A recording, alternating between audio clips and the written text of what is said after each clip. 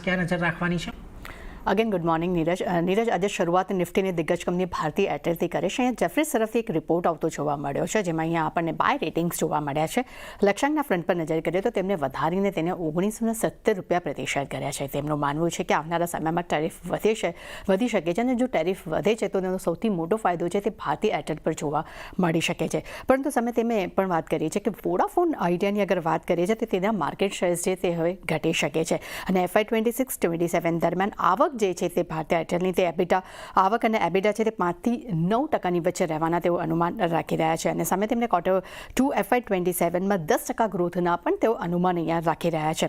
અને તેમને FY 26 માટે પણ તેમને જણાવ્યું છે કે મધ્યના મોડલ્સ A1માં 10%ના ટેરિફનો વધારો થઈ શકે છે. ઓવરઓલ એમ કહી શકાય કે એક પોઝિટિવ રિપોર્ટ્સ અહીંયા આપણને ભારતીય એરટેલ આવતો જોવા મળી રહ્યો છે. ત્યાં તેમની સબસિડરી કંપની ભારતીય હેક્સાકોમ માટે પણ જેફરીઝ તરફથી આપણને બાય રેટિંગ્સ જોવા મળ્યા છે.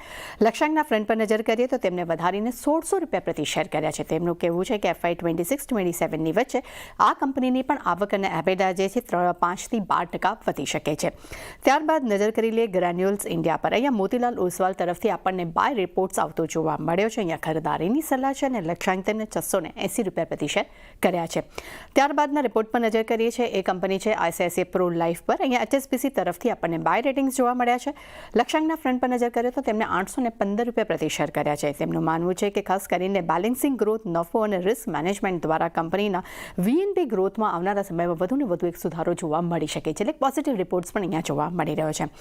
બંધન બેંક પર કોટક્સનો રિપોર્ટ જોઈએ. અહીંયા પણ આપણને બાય રેટિંગ્સ જોઈ રહ્યા છે. લક્ષ્યાંક ₹250 પ્રતિ શેર કર્યા છે. તેમનું માનવું છે કે બિઝનેસ મોમેન્ટમ સમગ્ર રીતે બીજા અન્ય સેગમેન્ટમાં પણ એક મજબૂતી જોવા મળી રહી છે. ત્યારબાદ સંવર્ધન મદરસન પર નજર કરીએ. અહીંયા સિટી તરફથી આપણને વેચવાલીની સલાહ જોવા મળી છે. લક્ષ્યાંકના ફ્રન્ટ પર નજર કરો તો ₹105 પ્રતિ શેર આપ્યા છે. તેમનું માનવું છે કે ગ્લોબલ માર્કેટમાં ઓટો વોલ્યુમ્સમાં એક નરમાશ જોવા મળી રહી છે.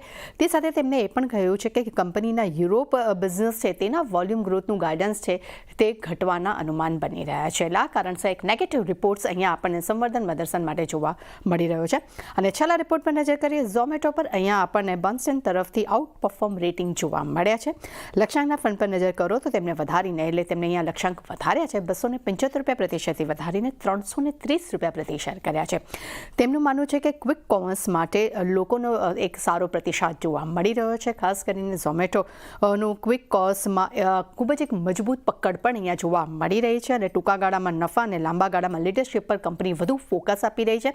અને કંપનીના બ્લેન્કેટ બિઝનેસ માટે પણ ઝોમેટોની જે રણનીતિ છે તે પણ ખૂબ જ મજબૂત જોવા મળી રહી છે. એટલે નીરજ આ બધા શેર્સ છે જેના પર આજે આપણને સારું એક્શન જોવા મળી શકે છે.